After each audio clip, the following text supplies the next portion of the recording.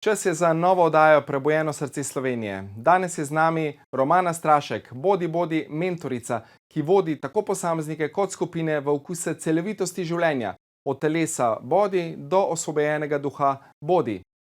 Po zaključeni univerzi računalništva in informatike je uspešno delovala v računalniškem svetu. Med drugim nekaj let kot vodja IT v internacionalki Coca-Cola Slovenija. Vse, kar je obljubljalo srečo, je odkljukala. A uspeh, denar, redna potovanja na vse konce sveta, niti uspešen zakon ji niso nudili miru in notranjega zadovoljstva. To je pripeljalo do prelomnice v življenju. Pustila je službo ter za leto dni odšla v Indijo. Tisto leto je večino časa preživela v ašramu učitelja Sai Babe. Se je udeleževala daljših umikov v tišino in prišla v stik z nedualističnim učenjem Ramana Maharshija. Njena pot samospoznavanja se je tedaj pravzaprav šele začela. Nadaljnji koraki so jo vodili čez neprecenljive izkušnje, ki so ji omogočale vedno globlji uvid v sebe in sočloveka. Učili so jo mojstri življenja, učitelji nedualizma. 12 let se je vračala v Indijo, v svoj že kar drugi dom. Na tej poti je srečala Mudžija, danes enega najbolj priznanih učiteljev nedualizma, s katerim je nekaj nadaljnjih let potovala kot del njegove najožje ekipe, ob tem pa postopoma lupila kože svojih identifikacij, navezanosti in iluzij. Potem je nepričakovano prišla jasna in direktna Jacka O'Keefe, ki je porinila vsak njen nepotrebni del ega čez klif. Z Jack sta še danes v tesnem prijateljstvu, Romana pa deluje tudi kot del njene najožje ekipe. Vztrajno je pridobivala različna znanja, s katerimi je lahko pomagala najprej sebi, danes pa jih uspešno uporablja tudi pri delu z drugimi. Preko različnih telesnih tehnik je odkrivala skrivnosti človeškega telesa in popolno povezanost telesa z emocionalnimi bolečinami in miselnimi blokadami. Odkrivala je zvok kot kirurško, kozmično in alkimistično orodje, kjer sama vibracija kristalnega zvoka ustvarja preboje v telesu in nas s tem osvobaja. Odkrivala je tudi neverjetno moč smeha, ki je najbolj učinkovita notranja masaža vseh naših teles, fizičnega, emocionalnega in mentalnega. Prepoznala je, kako lahko odstiranje senc svojega bitja postane magija v čuječi prisotnosti druge osebe. Skozi proces prisotnosti je prodirala v globine, v katerih se lahko šele razkrijejo naši bolečinski vzorci in potem tudi razpustijo v našem naravnem stanju. Srečanje v tišini skozi večdnevne retrite pa je njen najljubši pristop v zavedanje. Vse prave odgovore nosi vsakdo sam v sebi. Romana vam le pomaga, da jih odkrijete. Počaščen sem, da je danes v naši družbi gospa Romana Strašek. Pozdravljeni v novi oddaji Prebujeno srce Slovenije. Ja, v napovedniku smo slišali, da je moja današnja gostja bila seveda najprej v poslovnem svetu in zanima me, pozdravljena gospa Romana Strašek, živjo. Pozdravljen, Dejan. Tako, zanima me, kako je bila ta iniciacija iz te multinacionalke računalništva v duhovnost. Kako je bilo to? Najprej hvala za povabilo, Ja, pa slediva vprašanju. Ja, to je bil tako na zunaj največji preskok, a ne, iz nekega uspešnega življenja, v katerega sem verjela, v svoji mladosti, pa tako, kot so me naučila, ne, dobra izobrazba, dobra služba, mož, uspešen zakon in vse skupaj. In to je bil nekako bilo zagotovilo za srečo, ne. Ampak, ko so se vse te stvari zgodile, je nekaj pravzaprav šele začelo hudo manjkati, a ne, ker če nekako ni odnotraj postavljeno vse skupaj, je zunaj vse skupaj prazno. Se spomnim enega momenta na enem službenem potovanju, nekem razkošnem hotelu in vse skupaj, sem prvo dojela, kako, ne vem, prišlo je neko vedenje, zakaj se tako slavni ljudje lahko tudi ubijajo, a ne, ker imajo vse. Ja, pa so na drogah, pa vse. Tako, nekako je bilo tako jasno v tistem momentu, no. Ja. Skratka, potem se je pa začelo iskanje, ne, zdaj nekaj ne štima tle, a ne. In moja pot je bila pač taka, da sem mogla bolj kot ne pustiti vse, kar je na zunaj obetalo srečo, in začeti iskati na drugi strani. Kako pa je v bistvu prišlo do te iniciacije? Mogoče se je kaj zgodilo posebnega, kakšen preboj, karkoli? Ja, že zadnja leta, kljub temu v službi, da sem bila še v službi, sem začela odhajati v Indijo, tako je nekako poklicalo v enem momentu. Tam sem v bistvu v teh prvih letih bila večinoma v ašramu Satje Sai Babe. In moram reči, da nekako po njegovi prezenci se je marsikaj začelo odkrivati.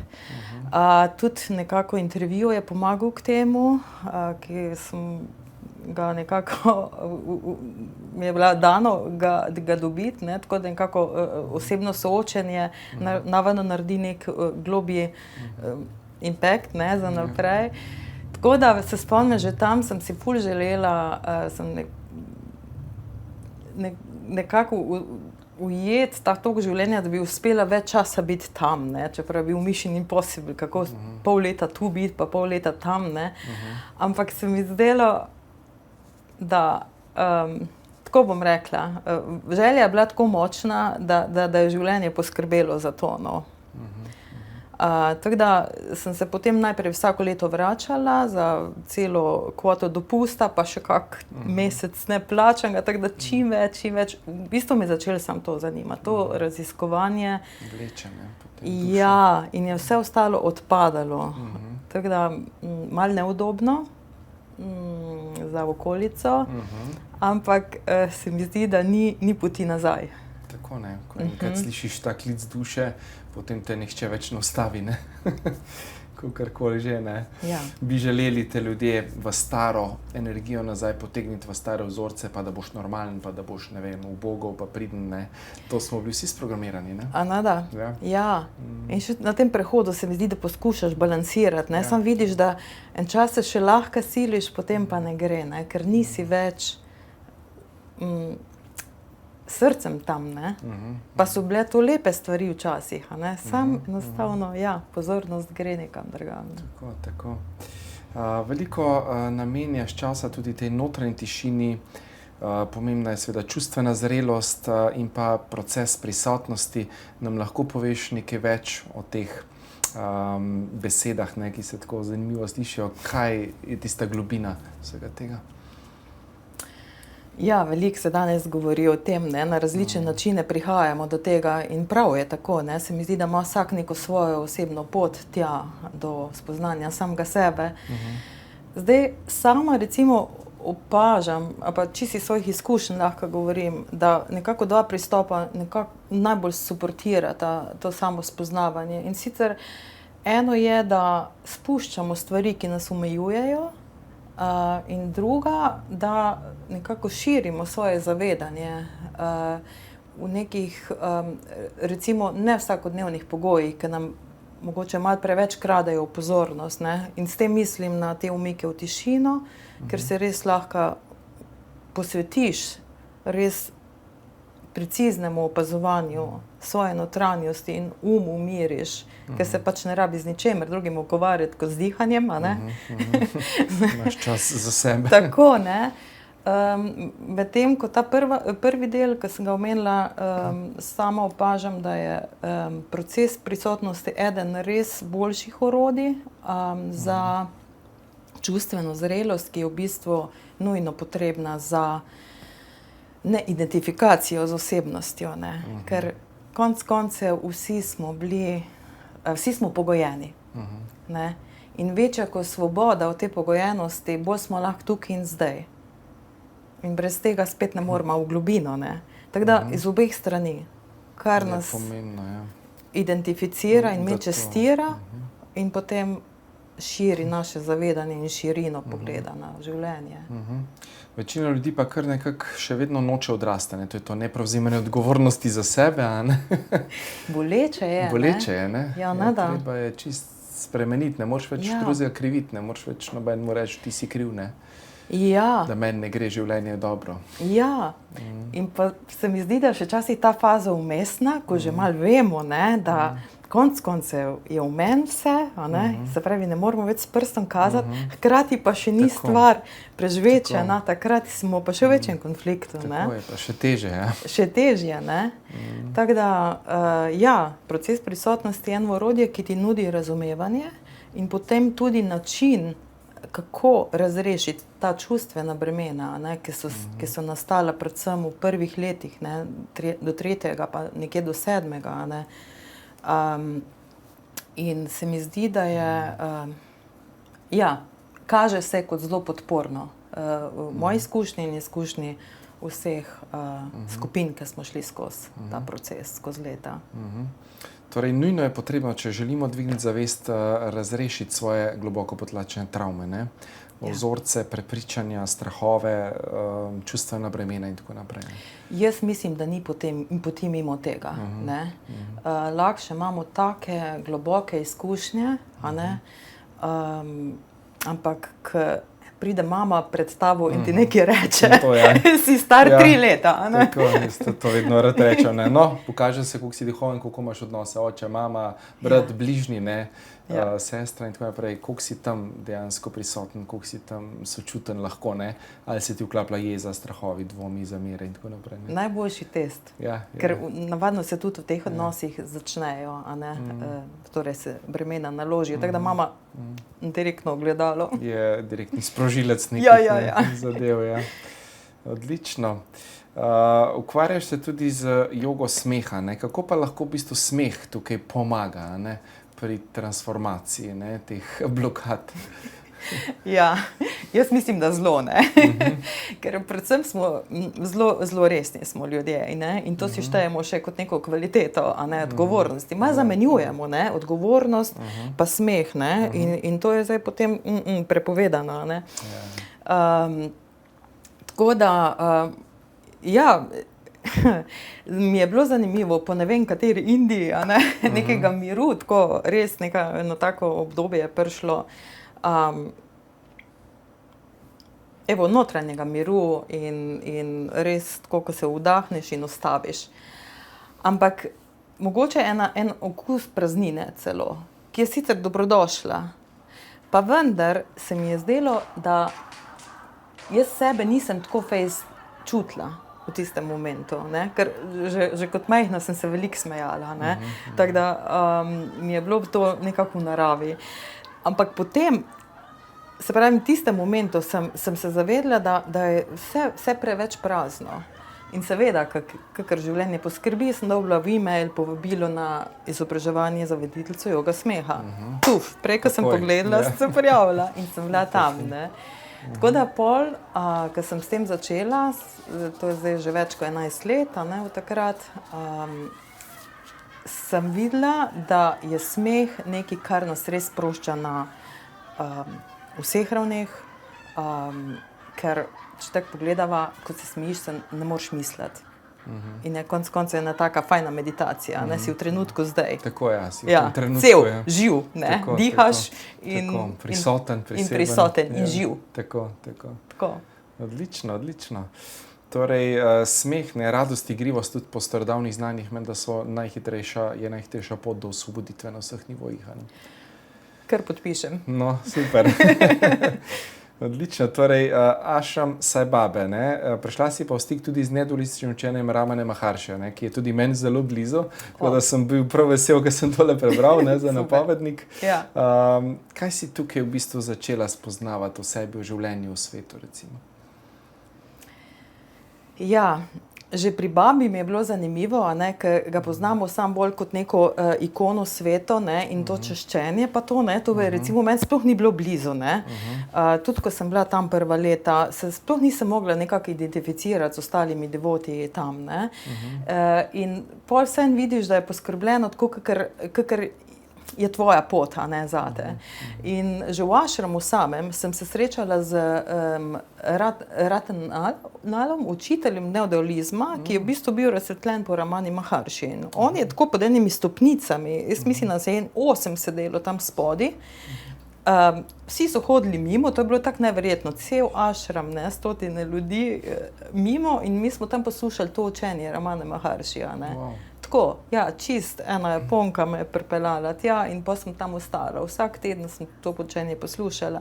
Tako da od tam mi je bilo torej mi je bilo zelo blizu, ker konec koncev je moj računalniški, a ne, in želi razumeti najprej. Tako. Čeprav me je to tudi malo neslo, ker sem jaz mislila, da ko bom razumela, a ne, Tako je. resnico, bo to. Jaz moram sam razumeti, a ne. Tako. In torej me je klicalo in potem sem nekako, ko sem prvič pod Ravnočalo stopila, sem se počutila tako doma. Ne? In sem potem tam ostala. Torej, vračala sem se tja. Nazaj, ne? nazaj, Ja, tja nazaj. Tam sem pa potem, tam je bila pa meka za nedualizem. In so prihajali vsi svetovni učitelji vsako leto, se pravi, mi smo to po zimi imeli v sezone, a ne? Vsako leto po zimi v Indijo za 2, 3, 4 mesece, odvisno, koliko je bilo prostora in časa. In tam smo potem dneve in dneve. Satsang na satsang se je reklo. Ne, Odlično. Bova nadaljevala po kratkem predahu, tako da se vidimo čez nekaj trenutkov. Pozdravljeni v drugem delu oddaje Prebujeno srce Slovenije, zavestno bivanje, z menoj krasna gostja Romana Strašek. In zdaj greva v bistvu še na ta del, v bistvu, kako je pomembno v duhovni praksi ta disciplina, da se vračamo nazaj, da nekaj redno počnemo, kar smo se tudi vmes pogovarjali. Kako ti vzdržuješ to vibracijo, kako v bistvu delaš na sebi, bova tako rekla? Ja, vsekakor jutra meditacija se mi zdi tak en steber, ki ga zjutraj postavimo, tako tudi stare prakse nam vedno znova govorijo o tem. Teda, zelo dobrodošla. Evo to.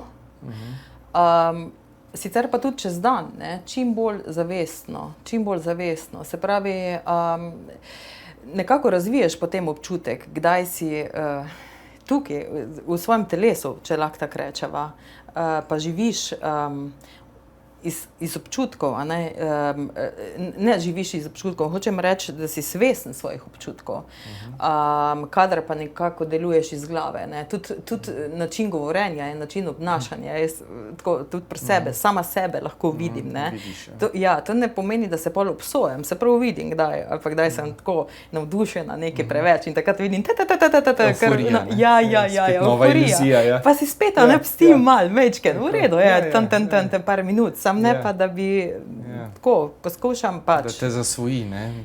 Ja, ni več zanimiv, ne? Res ne, ker točno vem, ko je vrh je padec, ne?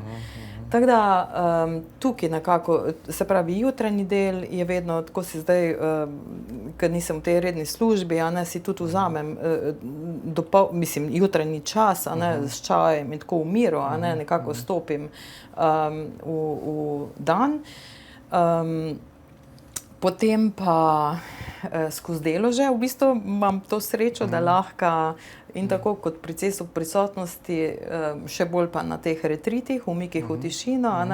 Tega tudi veliko izvajaš, ne? Ja, zdaj se je nekako vneslo že kar malo tradicionalno, če lahko rečemo, ne. Tako da tukaj je moja praksa, pol pa imam še eno sladkost in to je argentinski tango. Ja, to je pa tudi, to je zame v bistvu meditacija v objemu, v hoji. Veliko ljudi mogoče ima malo napačno predstavo o argentinskem tangu, ker tudi izgleda zelo intimno, pa to kar je. Ampak čisto na drugi ravni, ko si zamišlja, gre za pač neko prisotnost res dveh ljudi, ki se slišita, ker ni nekih form, ni nekih struktur, ni nekih predvidenih korakov. Se pravi, vsako sekundo jaz naslednjo ne vem, kam bom stopila, če ne dobim impuls od partnerja, In hkrati on mora slišati mene, ali sem sledila njegovemu impulzu. Tako da je res taka neka vzajemna prisotnost in poslušanje. Taka fina praksa za življenje. Ja, je rekla prijateljica, psihoterapeutka, da to bi mogli vsi pari, ki imajo probleme. Tako, vaditi, Tako da to mi je... Pozabili smo, ne slišimo se dostikrat v odnosih, Kar nekaj en mimo drugega in ni tega stika, ni sočutja, ni te povezanosti, Ja, tukaj je, če bi to imeli malo bolj razvit, ne, bi zagotovo marsikaj lažje skupaj razrešili. Ja, tako, ja. Ker se dva slišta, ne, na nivoju srca, na nivoju potreb, ne, potem ni razloga, da je bila agresivna, ne, ker drug drugemu lahko doprinašata pri temu. Ne. To si zelo lepo rekel, ja. Ni potrebe po agresiji, ne, ker kričimo takrat, ko nismo slišani. Tako, ja, ko nam naše notranje potrebe, ne, niso zadovoljene, ali nimamo stika z mirom v sebi, ljubeznijo, sočutjem, resnico, svobodo, ne, in takrat butajo ven negativno oziroma ta nizkovibracijska čustva, jeza, strah, zamera, žalost, bolečina, ne. In tisto, kar ni predelano, ne, tisto takrat, a ne, udari ven, predvsem v odnosu, a ne. Nam pač partnerka sproži neko rano, ne. Ja. Svojimi najbližjimi, ne? Navadno, tako si rekel, so partnerji ali pa starši ali pa otroci. Tam je najtežje. Ne? Sodelovala si tudi z Mudžijem, velikim učiteljem, ne? Tudi imela čas z njim 1 na 1 praktično sodelovati, ne? Res bila del njegove ožje ekipe. Nam lahko poveš kakšno zgodbo, kakšno dogodivščino z tega časa? Bilo jih je kar veliko. Ja, to je bila res tako... lahko rečemo, milost temu, kakorkoli. Evo, pot dana, srečanje z njim, sicer je bilo to že malo prej, ko je tako znan postal, ko je zdaj, pa vendar sva par let, res sem bila v ožji ekipi, tako tudi skoraj družinski član, tako da, kar je največja dobrobit tega, bi rekla, je ta,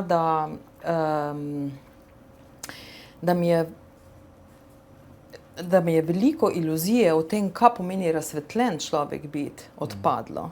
Ker imamo res neke prispodobe, ti sveti ljudje, a ne, so pa BP in brezhibni in tako, ne, in zamenjujemo v bistvu osebnost z njihovim stanjem zavedanja, a ne.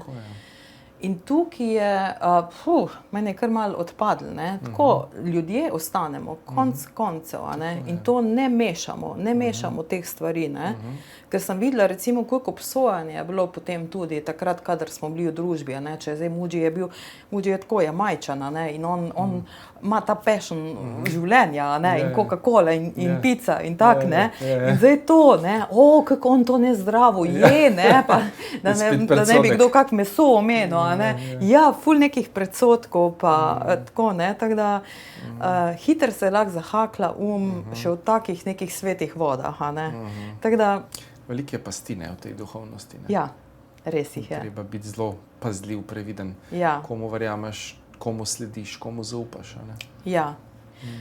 In ja, takrat, v tistem času mi je bila res to tudi velika podpora, no, ker takrat so bile glih te spremembe, zapuščanja službe, potem tudi zakona, ne, in vse skupaj, ker dejansko me neki ta klic, a ne, po notranjem spoznanju je pač zahteval v mojem primeru, Bog ne svari, da je vse posod tako, se pravi, čisti obrat nekam drugam, a ne, za določeno obdobje, a ne, in takrat sem res imela njegovo prav osebno podporo, no, in res hvaležna, ker se mi zdi, da je fino, ne, da imaš nekoga ob sebi, ne, čeprav moraš sam vse korake narediti. Ja, to pa je res, ja. Noben ne more nič namesto nas narediti, lahko pa malo inicira, malo pomaga, da mi sami lažje naredimo, ne. Ja, jaz mislim, da je zelo dragoceno, a ne, tudi, ko sva prej omenila, ne, kakršnokoli razreševanje, ne, teh bremen pa tega, ne, konec koncev v prisotnosti nekoga, s katerim ustvariš ta prostor, a ne, tega sprejemanja in razgaljenja, ne, se mi zdi, že sam ta prostor je tisti, ki zdravi, a ne. Zato pa je vedno, se mi zdi, fino imeti nekoga tam, kadar potrebuješ, a ne. Da je nekdo tam, ki te sliši, ki te čuti, a ne. Ja, se ne, da zdaj spet visima, a ne, ker hitro potem prideva tja, ampak, ja. To je ta balans življenja, a ne. Super, bova nadaljevala po kratkem predahu, a ne. Tako da se vidimo čez nekaj trenutkov. Pozdravljeni še v zadnjem, tretjem delu oddaje Prebujeno srce Slovenije, z menoj krasna gostja Romana Strašek. Romana, s seboj imaš danes tudi en poseben predmet, nam lahko malo več poveš? Ja, Tule imamo obesek Satje Vse babe. V bistvu je izdelek Oskarja Kogoja. Ja, je bil tudi gost, ja, oddaje. Tako sem, ja, in tudi moram reči, da smo se tam srečali v enem času. In ko sem videla, da je potem on izdelal tole, sem si seveda z veseljem nabavila in je nekako moj opomnik bil v tistem času predvsem. Se moram reči, da zdaj nekako ni več tako aktualen, ampak vedno drag in ko so se pogovarjala, sem rekla, evo, to bi bilo nekaj za izpostaviti. Je naše, pa je hkrati neka notranja vez, a ne, čisti opomnik, ne. Tako da, ja. Kakšna anekdota, kakšna v bistvu zgodba tukaj še z tega področja, ko si bila tam? Ja, ena bi bila res, bilo jih je veliko, ampak mogoče taka, ki je imela spet en večji vpliv na moje življenje in tudi zaupanje. Ne. Se pravi, tisto leto, preden sem zapustila službo, pa se vrnila v Indijo za 1 leto, takrat je bil ta klic tako močen, da ko sem se vračala domov, se spomnim, da sem jokala celo pot 4 ure na avtobusu, kako naj se zgodi, prosim, življenje, da jaz lahko pridem nazaj in ostanem za nekaj časa, to, kar sem prej omenila. In potem pridemo na letališče, takrat z možem, in takrat so bile, skratka, Lufthansa je bila vedno prebukirana, ker to je bil en tak poslovni let med Bangalorem in med Frankfurtom, in tako je bil avion prebukiran tisti večer. In seveda tam je bilo neko obvestilo, announcement, da zdaj kdo, če hoče prestaviti let, mu dajo 600 evrov voucherja, pa noč v hotelu, pa telefonski klic, pa ne vem, kaj je še bilo. In seveda mi da tako rečemo, imava čas, ko mi dva se javimo, gremo tam, je bilo treba malo počakati, sicer da avion odleti, to je bilo bolj sred noči. In potem v redu, bilo je vsak 600 evrov, zakaj pa ne, ampak je bilo tako, nekaj je vedel, da tole ni kar tak, to je ena taka milost, In pol tisto prespimo v nekem hotelu, meni je bilo malo tuje, sicer to za Indijo, ta high society style pa to, ampak v redu, naslednji večer pridemo nazaj na letališče, kao nov let, to je bila sobota potem. In zopet, spet tam malo, oni Indički so že prišli k nama, kak je bil fajn hotel, pa rečemo, ja, seveda. In pravijo, ja, danes je tudi kar malo gužva, a bi vaju zanimalo, In seveda midva tudi, ja, se še koncev ponedeljek služba, v glavnem. Se zmenimo še za en dan. In se pravi, pa smo mi že kar tako malo sitno broj, In potem je bil to drug večer in potem v glavnem zgodba se je ponovila še 3. večer. In potem veš, da tole pa ni več. Jaz sem tako tudi vedela cel čas, da je tole neko darilo, ker moje vprašanje je bilo prej in prošnja, kako jaz upam, kako naj zaupam, da bo življenje poskrbelo, da lahko jaz pustim službo. In tisti denar je zadoščal za 1 leto bivanja. In to je bil tako en znak zaupanja, In še danes, če sem kdaj tako malo v škripcih, pa kakršnega koli zaupanja, nisem denar, ampak tisto preživetje nas najbolj pritisne, se rada spomnim te zgodbe, Sem zaupati je treba in pride nek čudež. Tako je, se zgodi. Ja, spet ne se zanašati nanj, ampak se vemo, takrat veš, kdaj moraš skočiti. In to je bilo tako nekaj, ja, za zapomniti si. Tako je. In v bistvu zavedno ostanejo take izkušnje in take iniciacije. Ja. In tudi rada podelim, zato ker marsikoga, tako nek materialen dokaz, nekako najbolj šteje, v življenju. Ja, naš rabi dokaze in želi dokaze. Ja, vedno. Tako, mogoče še kakšna beseda na temo telesa, in kako preko telesa tudi, razčistimo določene travme, blokade, veliko delaš s telesom tudi, Ja, res je. Se pravi, tako sem na začetku verjela, da bo vse v glavi razrešilo vse stvari. Potem zadnja leta spoznavam, da v resnici je cel imprint v telesu in telo ve in si zapomne. A ne? In dokler ne povežemo glave in telesa, na dolgi rok ne vzdrži spoznanje. A ne? Tako da, že prej sem delala s telesnimi tehnikami sproščanja, vidim pa, da je zelo pomembno, naprimer, ta del povezave, zavestne povezave, ker jo recimo tudi proces prisotnosti nudi, a ne, se pravi, vedno gremo v telo, v občutke, a ne, kar je tudi dobro, naprimer, kadar nas vrže stira, da se povežemo z dihom, da vemo, da dogaja se v resnici v nas vse skupaj, ker živimo iz občutkov, ne iz glave, a ne, od tu odreagiramo. Ja. In če uspemo ostati z nekim zavestnim dihanjem, recimo, v telesu in predihati ta prešer, ki pride od znotraj, takrat ne bomo odreagirali, ali pa vsaj manj. Da zdaj spet ne ioliziramo, a ne, stvari, ker je pač to proces. Tako da tu je eno tako pomagalo. So pa tu tehnike, ki tako zelo enostavno sproščajo in ena od teh je meni zelo zanimiva, je Trauma Release Emotion tehnik, ki v bistvu s stresenjem, ne, ki je naš naravni odziv na stres, sprošča trenutni stres, kronične napetosti, pa tudi travme. A ne? Tako da v bistvu je par vaj, ki spodbudi telo k aktivnosti in potem k tresenju predvsem od tle ven, a ne? Ker tukaj je kor in od tu ven naprej je telo odreagira. Ne? Se pravi, ta tehnika nekako s tem naravnim refleksom sprošča, lahko tudi na tak način zavestno prihajamo do globih zakrčitev. Tako, tako. Ja. Eckhart Tolle je rekel, ne, sem prebral na spletni strani tvoji, jaz sem vam razložil pomen moči življenja v sedanjem trenutku, Michael Brown vam opisuje, kako lahko to dosežete. Ne? Ja. Mogoče kakšna beseda še na to temo? Ja, vedno. Ja, jaz sem tudi tako mislila, ne, da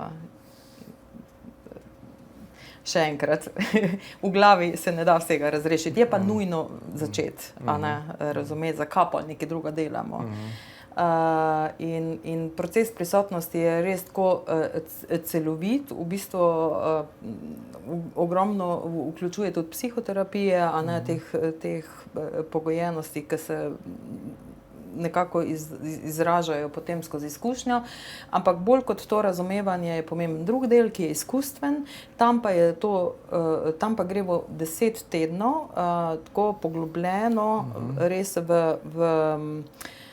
vadbo te prisotnosti in zaznavanja in razumevanja in povezovanja čustvenih bremen. Tako res je 15 let je razvijal proces, Michael Brown, ne, sam se hude bolezni, nevrotične rešil na ta način in